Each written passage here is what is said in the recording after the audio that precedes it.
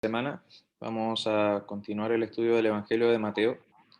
Correspondería revisar la porción del capítulo 22, en específico lo que está entre el versículo 15 hasta el versículo 22. En mi Biblia al menos está titulado como la cuestión del tributo, es el título que se plantea. Pero para tener presente qué es lo que se va a tratar acá, si bien vamos a hacer una pequeña revisión de lo que fue la semana pasada, quiero llevarlos un poco más atrás. Hace un par de semanas atrás revisamos el capítulo 21, fuimos viendo varios pasajes de dicho capítulo, y en particular en el capítulo 21 se nos menciona a un grupo de personas que se encontraban allí preguntándole al Señor respecto a su autoridad. Salía específicamente en el versículo 23 del capítulo 21 de Mateo, dice, cuando vino al templo, esto se refiere al Señor, los principales sacerdotes, los ancianos del pueblo, se acercaron a él mientras enseñaba. Y creo que es el Evangelio de Marcos que también complementa que aparte de estos dos grupos de personas también estaban los escribas. Hay hermanos que plantean de que en ese momento se acercó al Señor parte de lo que se conocía como el Sanedrín, este grupo de personas o de entendidos, de sabios que tomaban ciertas decisiones y determinaciones en la sociedad judía de aquellos días. Este grupo se le acercó al Señor para hacerles estas preguntas y vemos de que el Señor les comienza a responder con una serie de enseñanzas, de parábolas. Y entre ellas, la que pudimos revisar la semana pasada, fue la parábola de las fiestas, que se encontraba al comienzo del capítulo 22, de las fiestas de bodas, y allí pudimos revisar, al menos con lo que tenía anotado en mi apunte, eran cuatro grandes puntos, los cuales, más para que lo tengamos presentes, aludía primeramente a cómo es que tanto un grupo de estas personas que se encontraban invitadas para las bodas se excusaba y por otro lado había otro grupo que era mucho más violento y mataba a quienes iban a invitarle. Y allí pudimos ver primeramente la semana pasada cómo es que tanto aquellas personas que se excusan tratando de mostrarse de buena manera delante de Dios, como no quedar mal con nadie, como aquellos que se pueden mostrar más blasfemos, más groseros con el Evangelio, ambos grupos van a quedar afuera si es que no han sido invitados y si es que no han procedido por medio, en este caso, aplicándolo al Evangelio, por medio de la fe delante de la persona de Dios. Entonces íbamos viendo estos paralelismos también en la parábola, en cómo esto lo podemos aplicar en nuestros días. Este grupo de personas finalmente se excusa, el otro grupo termina por matar a uno de las personas que había sido enviada para invitarle, pero lo cierto es que ambos quedan finalmente fuera. Y eso es algo que nos debe llamar la atención, porque finalmente no hay categorías. Nosotros podemos hacer esa distinción en nuestra mente. Podemos pensar de que hay personas que son mejores, que pueden llegar a heredar el cielo, como hay personas que no, porque son muy malas, porque están en contra de Dios abiertamente. Pero lo cierto es que son invenciones humanas. La escritura es enfática, es clara, y hay solo un camino de salvación que es por medio de Jesucristo. Entonces, ese era el primer elemento que podíamos desprender de la parábola de las fiestas de las bodas que vimos la semana pasada. Otro elemento que era llamativo, y lo comentábamos, era que podíamos desprender de que era el rey quien entregaba las vestimentas a los invitados. Eso también lo podíamos ir analizando, dado de que luego de que los invitados no accedieron a asistir finalmente, es el rey quien manda a sus siervos a buscar en los caminos a las distintas personas que estaban en todos lados y que los trajesen para ingresar. Y allí el rey les entrega las vestimentas y encuentra a uno que no estaba vestido de bodas. Y eso lo podíamos ver también con relación a lo que salía en Zacarías 3, en el versículo 3 en particular, hace referencia a la visión del sumo sacerdote Josué y cómo sus vestiduras son cambiadas. Y eso representaba nuestro pecado, cómo nuestro pecado ha sido removido y hemos sido revestidos por la justicia de Cristo en nosotros. Es por eso que el creyente se puede presentar delante de Dios, porque no vamos como, en el caso mío, como Felipe Leighton delante de Dios, sino que delante de Dios se ve la imagen de Cristo, que me ha recubierto con su sangre. El tercer aspecto que podíamos ver era de que el rey muestra una compasión y una preocupación que pareciera ser llamativa para el contexto. Es el rey quien se moviliza para ir en contacto de cada uno de los invitados. Pensábamos cómo es que el rey, estando en una posición tan superior, él podría haberse mantenido distante del resto de la gente. Pero no, es el rey quien se preocupa y va a tratar con cada uno de los invitados que estaban allí vestidos de gala. Y lo cierto es que nosotros podemos también aplicar eso a nuestra vida, porque es el Señor quien se aproxima a nosotros. El Señor está atento a nuestra necesidad.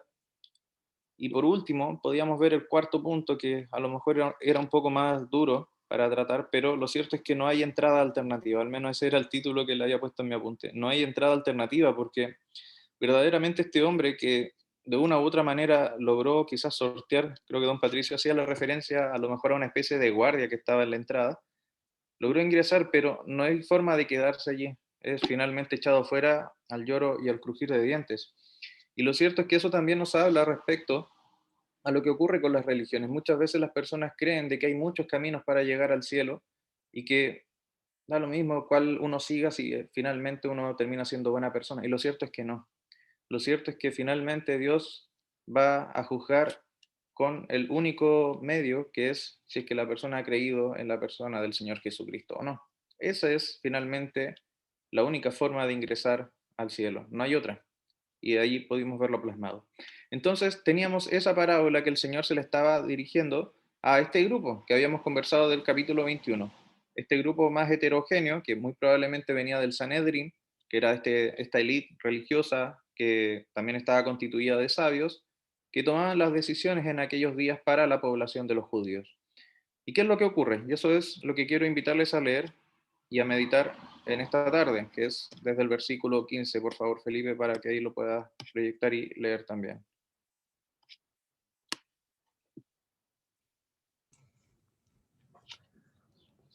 Ya, muy bien. Dice así. Dice, entonces se fueron los fariseos y consultaron cómo sorprenderle en alguna palabra. Y le enviaron los discípulos de ellos con los herodianos diciendo, Maestro, sabemos que eres amante de la verdad y que enseñas con verdad el camino de Dios y que no te cuidas de nadie porque no miras la apariencia de los hombres. Dinos pues, ¿qué te parece? ¿Es lícito dar tributo a César o no? Pero Jesús, conociendo la malicia de ellos, les dijo, ¿por qué me tentáis, hipócritas? Mostradme la moneda del tributo. Y ellos le presentaron un denario. Entonces les dijo, ¿de quién es esta imagen y la inscripción? Les dijeron, de César. Y les dijo, dad pues a César lo que es de César y a Dios lo que es de Dios. Oyendo esto se maravillaron y dejándole se fueron. Gracias, Felipe.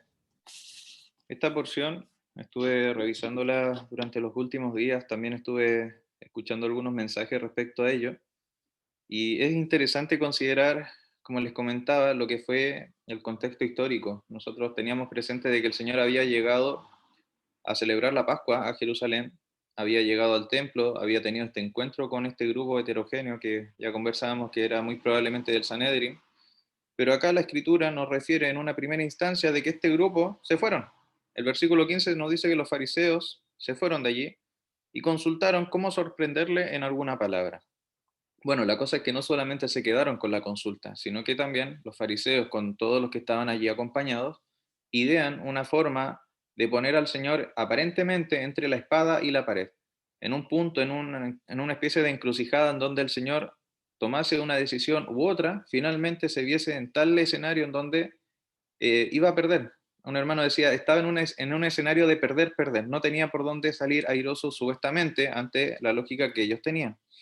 Y les explico cómo es que llegaron a esa estrategia de estas personas. Lo cierto es que en el Israel de aquellos días, el Israel estaba siendo sitiada, estaba siendo gobernada por el Imperio Romano.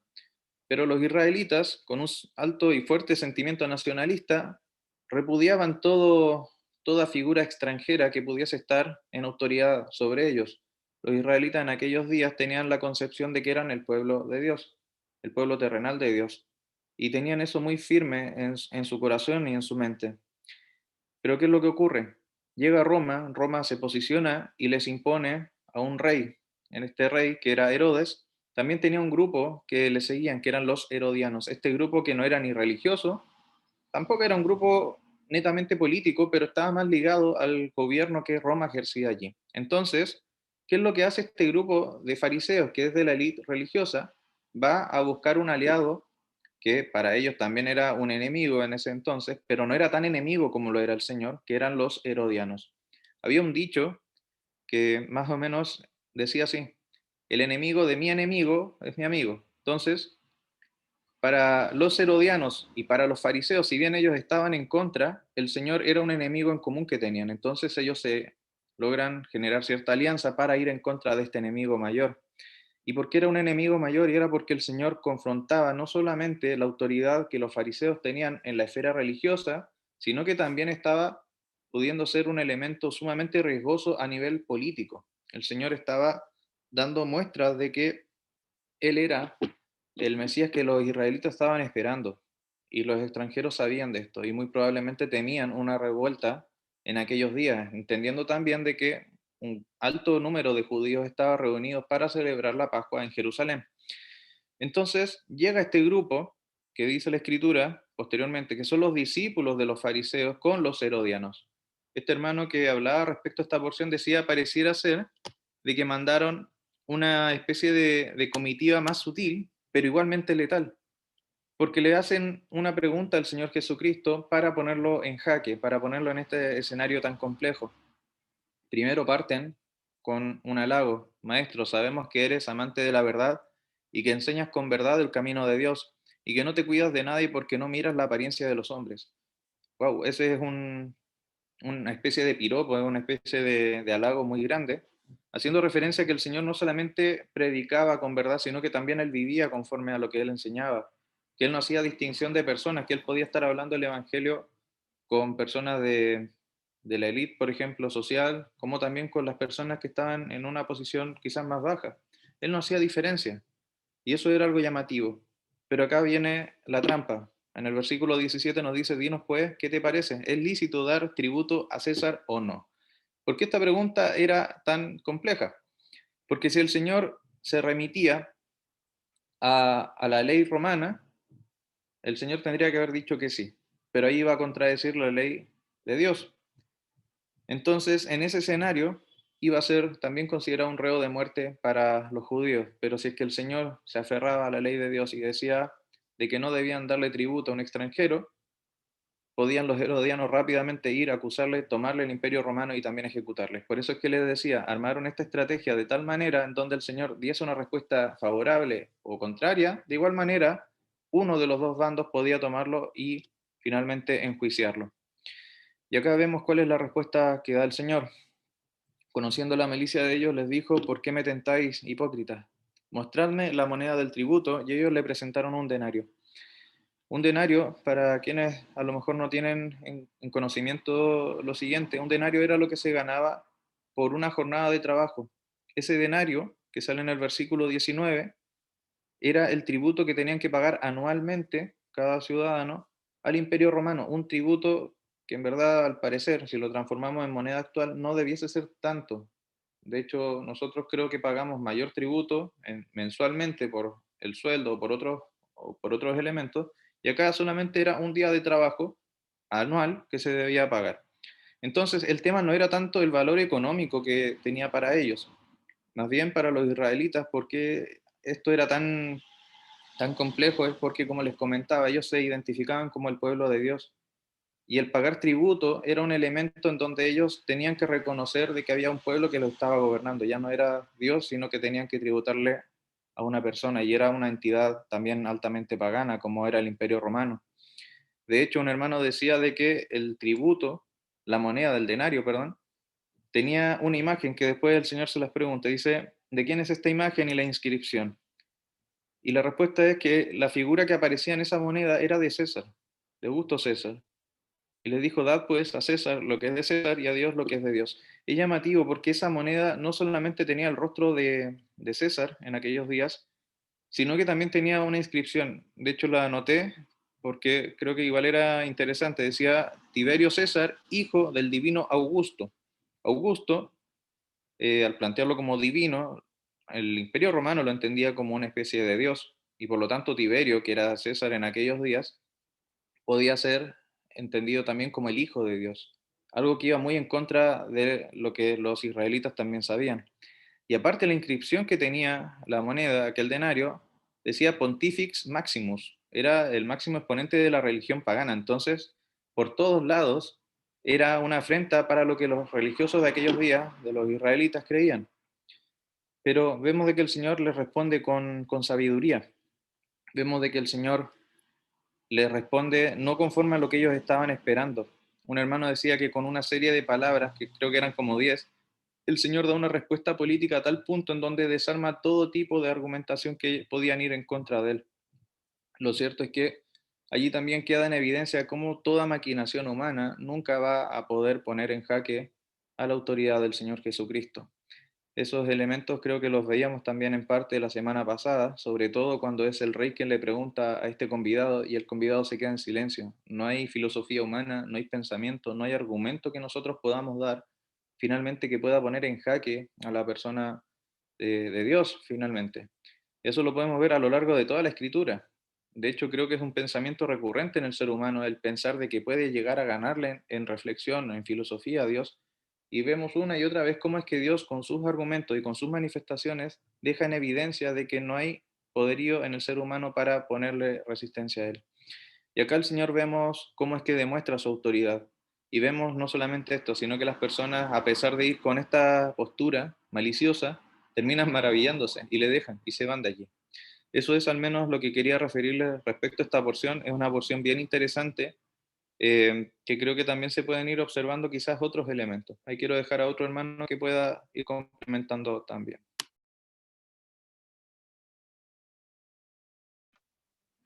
Me permite, yo quería, bueno, lo que estoy viendo yo, la visión del pasaje, hasta el verso 22, ya, del 15 al 22. Siempre la estrategia de los fariseos, los saduceos, los herodianos, era sorprenderle en alguna palabra.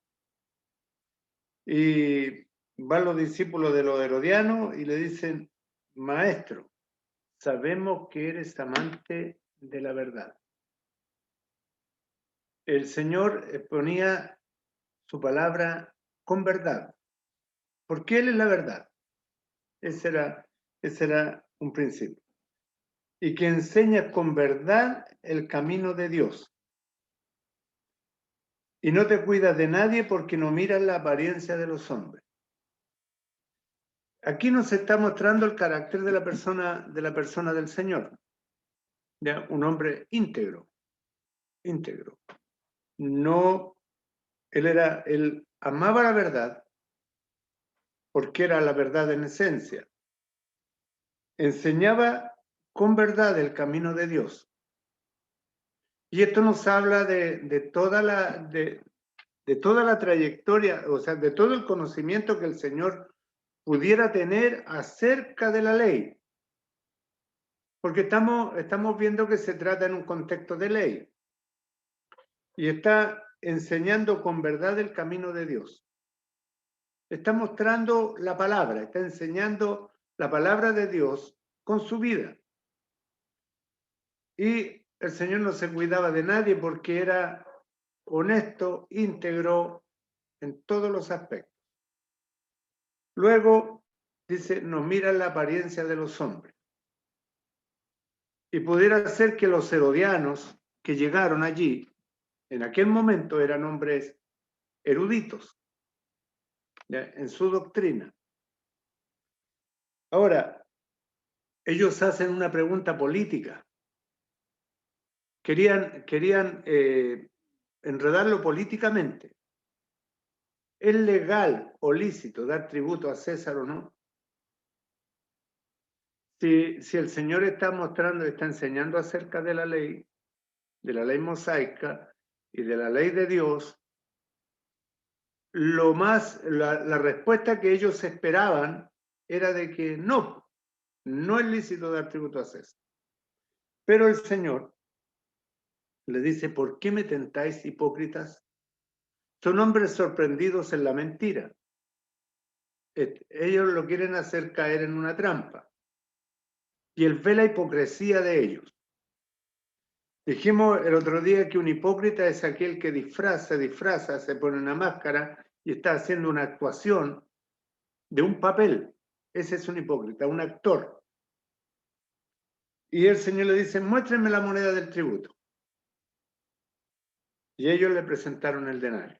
Y está la inscripción. Y está allí todo lo que ha dicho Felipe en cuanto a la religión existente, porque Augusto César era un dios, era Dios. Y Tiberio podría ser el hijo de Dios. Y el Señor le dice, dad a César lo que es de César y a Dios lo que es de Dios. Ahora, cuando leemos allí que el tributo no tiene mayor importancia. ¿Ya? En Hechos 4, 19 y 20, en Hechos 4, 19 y 20,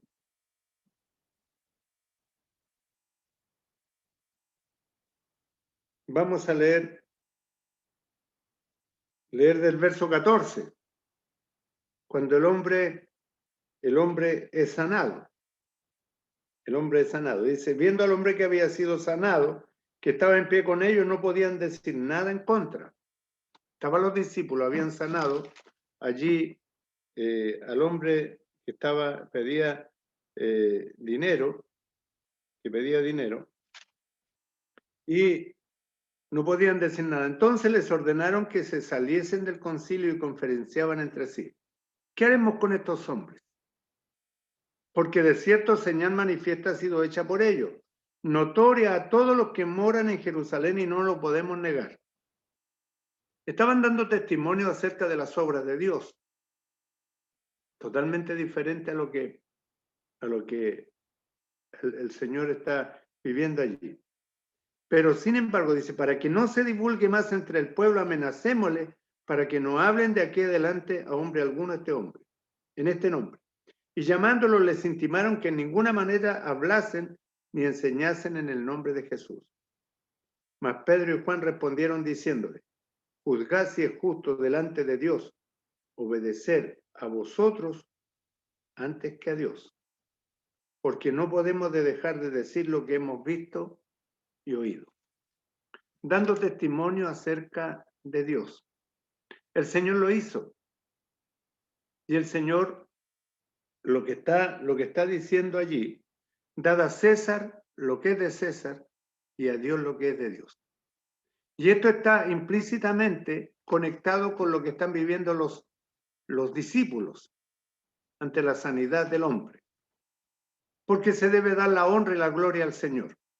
Eso es lo que el creyente y lo que el hombre debe hacer, dar gloria a Dios. Y los hombres están preocupados por la política. Dad a César lo que es de César, la gloria de César, el impuesto a César, porque César no es Dios. Él necesita el dinero. Pero el Señor demanda la honra y la gloria. Ahora, en cuanto a la obediencia,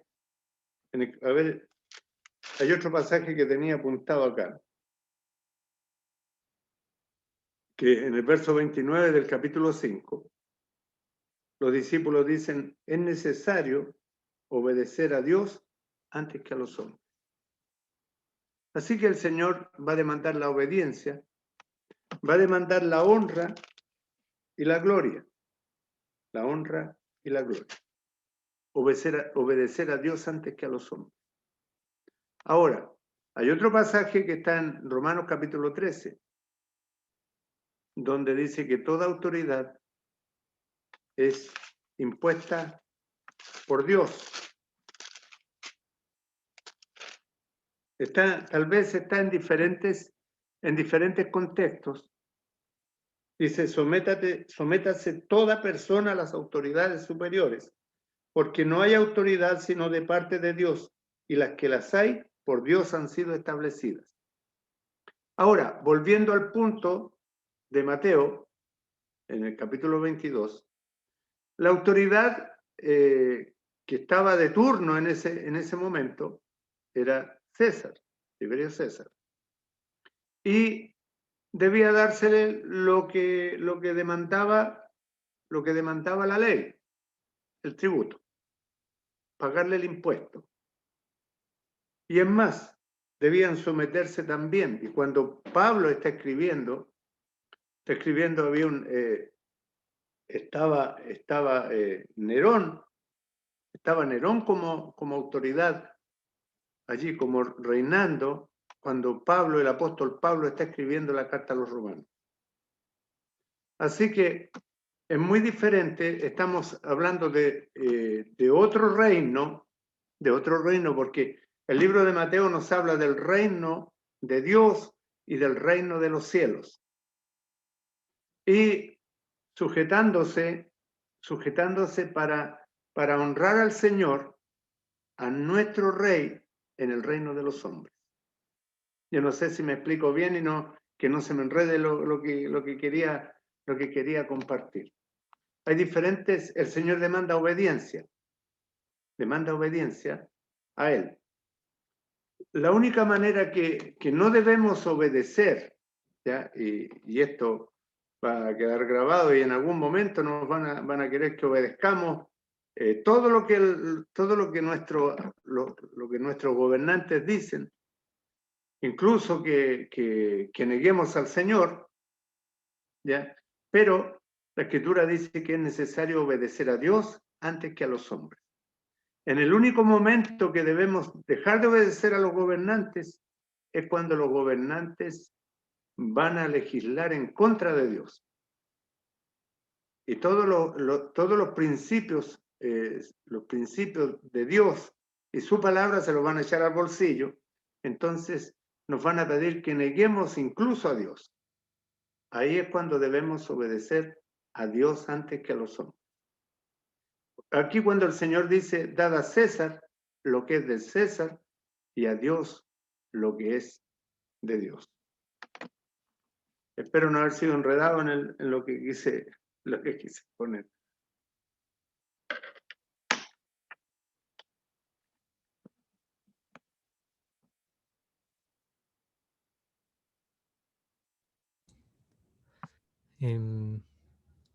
Había como algunos puntos que me llamaron la atención igual de este pasaje. Primero me llama la atención lo que refería a Felipe sobre como esta especie de halago que hacen los discípulos de los fariseos con los herodianos al Señor Jesús. Me llama la atención porque uno cuando lee esas palabras como que uno piensa que realmente está de acuerdo con lo que hace.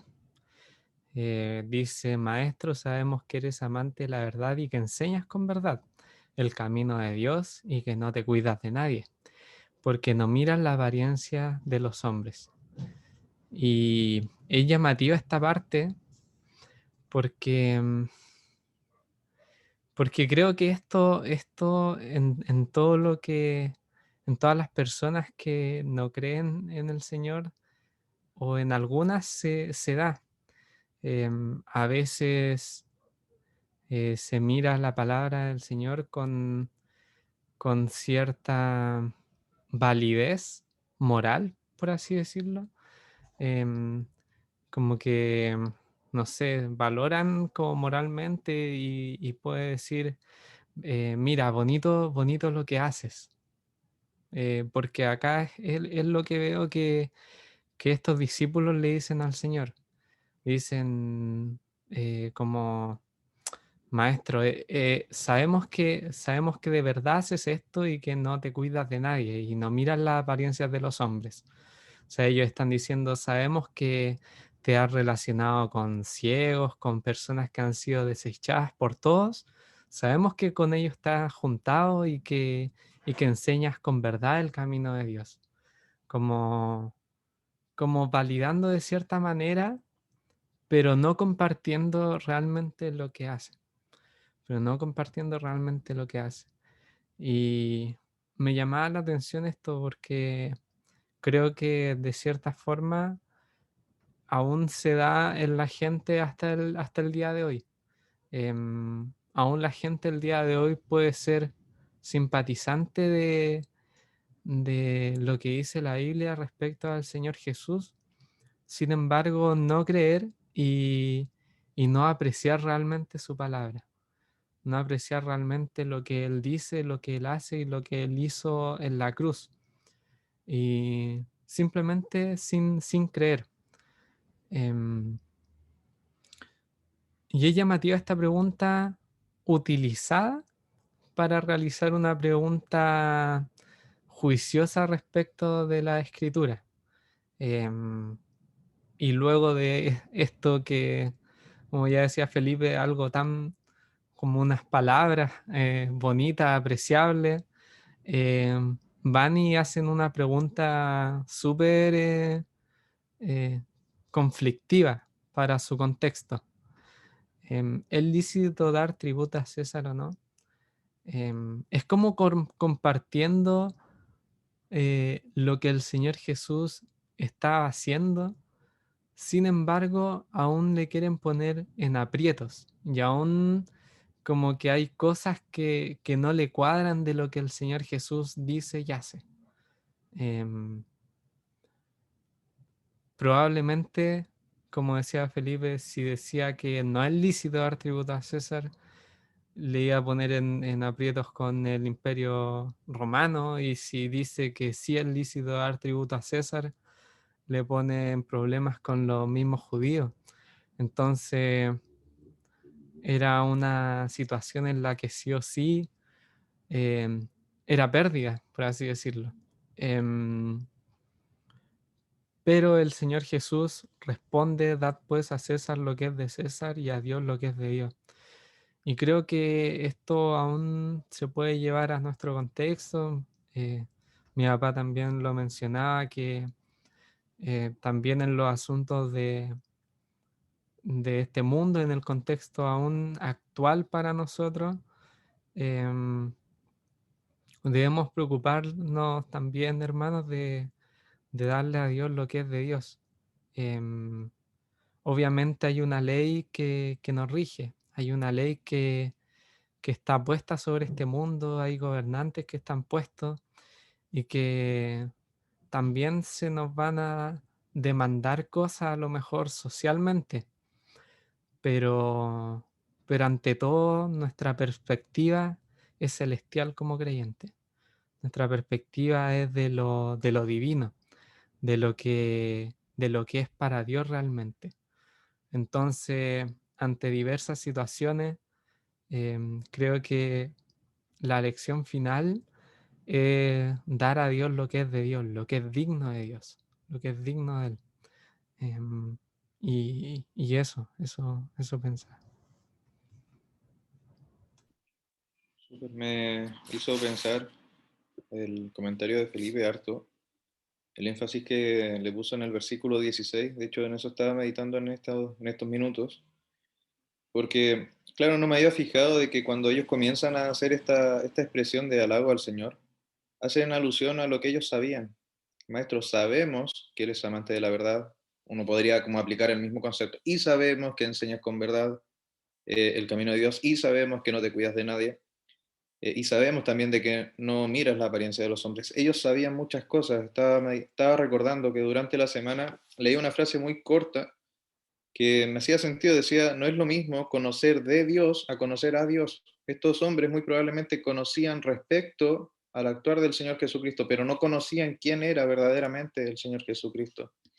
Y creo que eso es un tema que también se logra ver en el día de hoy. Me hacía sentido lo que señalaba Felipe respecto a aquellas personas que puedan ser simpatizantes como de la cristiandad, que puedan normalmente escuchar del Evangelio, pueden conocer algunos elementos históricos de la persona del Señor Jesucristo, pero eso no genera un cambio. De hecho, acá vemos de que la naturaleza de estos hombres, a pesar de que conocían, de que sabían muchas cosas del Señor Jesucristo, su naturaleza no había cambiado.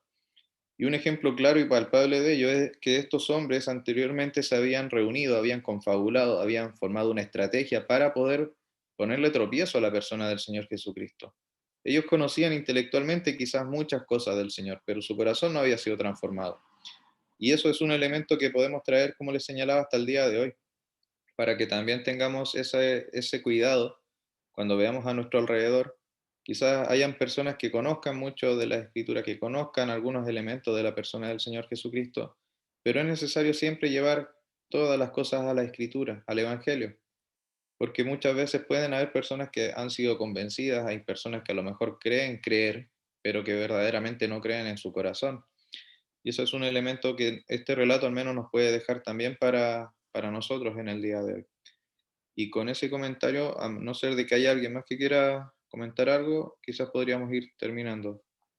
Yo algo breve, en Juan 3:2 también dice, sabemos que has venido de Dios. Claro, Así que puede, para relacionarlo, sabemos que has venido de Dios, sabemos y que eres amante de la verdad, sabemos que enseñas con verdad, sabemos que está bueno, está interesante el pensamiento. claro. Gracias por el dato que ahí nos dio don Patricio respecto a ese otro elemento que se menciona en el Evangelio de Juan. Muy Muy bien, bien. podríamos terminar entonces con una palabra de oración. Le quería pedir a Felipe, si es que puede orar, por favor.